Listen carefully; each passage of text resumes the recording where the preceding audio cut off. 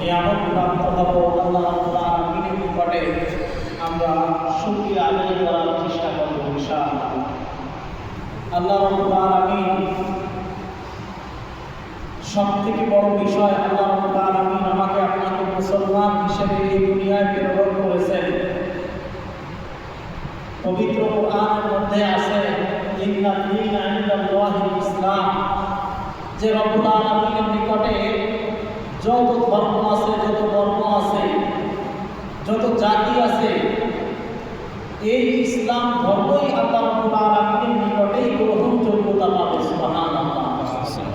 অর্থাৎ যারা মুসলমান তারাই ঈমানদার, আর আল্লাহ রাব্বুল আলামিন এই সমস্ত মুসলমান এবং ঈমানদারদেরকে আল্লাহ রাব্বুল আলামিন জান্নাত দান করবেন। সুবহানাল্লাহ। আর যারা মুসলমান নয়, যারা ঈমানদার নয়, যারা অন্য ধর্মের মানুষ, যারা অন্য বর্ণের বা অন্য জাতি অন্য গোষ্ঠীর মানুষ, আল্লাহ তাদেরকে জান্নাত দান করবেন। তো প্রিয় মুসল্লিন ইকরাম, আজকে একটি আয়াতে কারিমা তেলাওয়াত করেছি।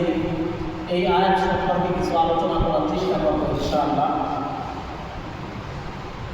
আয়াতের সারাংশ এটাই বোঝায় যে আল্লাহ রাব্বুল আলামিন আমাদের যে দুনিয়ায় প্রেরণ করেছেন, এই দুনিয়ার মধ্যে সমস্ত মানুষের উপরে আল্লাহ রাব্বুল আলামিন তার এই যে দ্বীনে শরিয়াত অর্থাৎ ইসলামী শরিয়াতের যে একটা জ্ঞান আছে, এই জ্ঞান অর্জন করাটা রাব্বুল আলামিন মানুষের উপরে ফরজ করে দিয়েছেন। এই বিষয়ের উপরে কিছু আলোচনা রাখবো ইনশাআল্লাহ।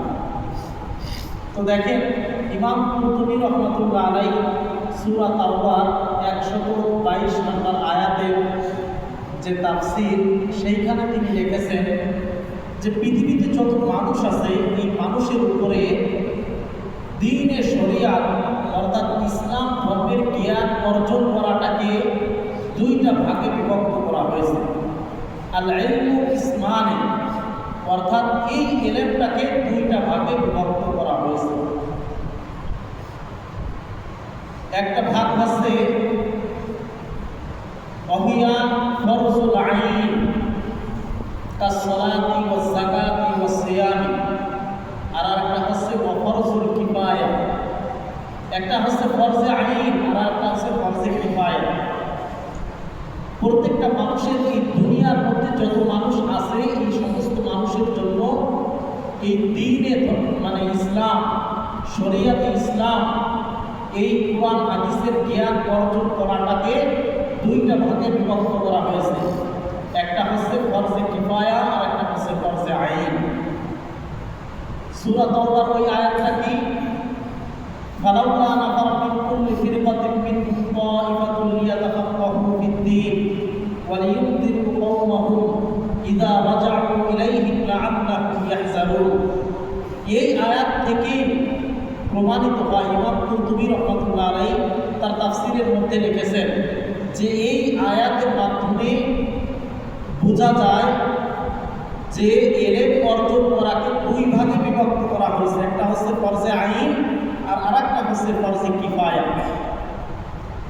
ঠিক তদ্রূপভাবে হাদিসের মধ্য থেকে আমরা পাই যে তলাবুল ইলমি ফারিদাতুন আলা কুল্লি মুসলিমিন।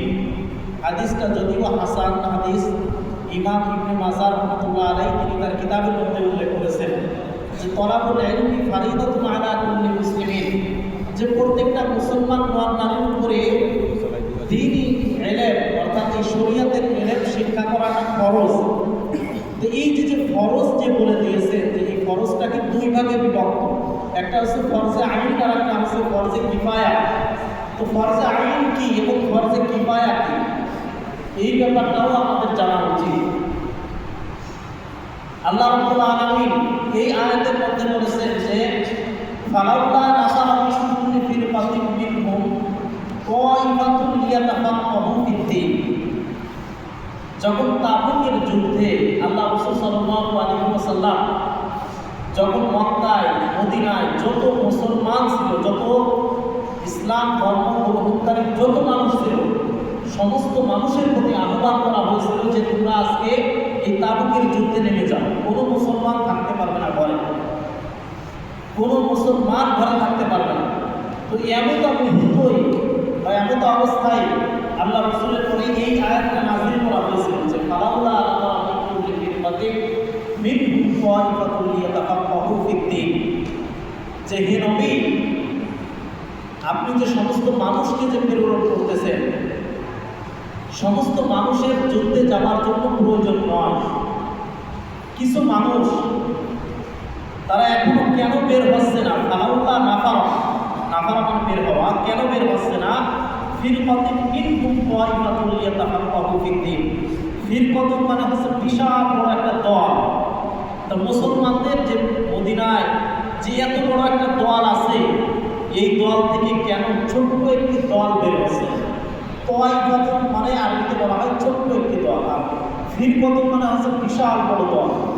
তাহলে বিশাল বড় দল থেকে কেন ছোট্ট একটি দল বের হচ্ছে না? লিয়াতাফাক্কাহু ফিদ্দীন, অর্থাৎ এই দ্বীনে এলে কোরআন হাদিস বোঝার জন্য একদল মানুষ কেন বের হচ্ছে না? এটা আল্লাহ রাসূল সাল্লাল্লাহু আলাইহি ওয়াসাল্লামের পরে এই আয়াতটা নাযিল করেছেন। কে নাযিল করেছেন? আল্লাহ রাব্বুল আলামিন নাযিল করেছেন। এটা সূরাতুত তাওবার 123 নম্বর আয়াত। এটা পবিত্র কোরআনের হাফেজি কোরআনের 11 নম্বর পারার 5 নম্বর পৃষ্ঠায় এই আয়াতটা আছে। একেবারে এই আয়াতের শেষ পৃষ্ঠাও শেষ।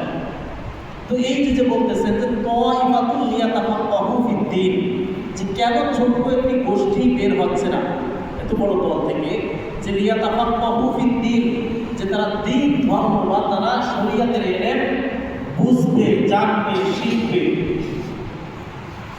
এরপরে এরা কি করবে?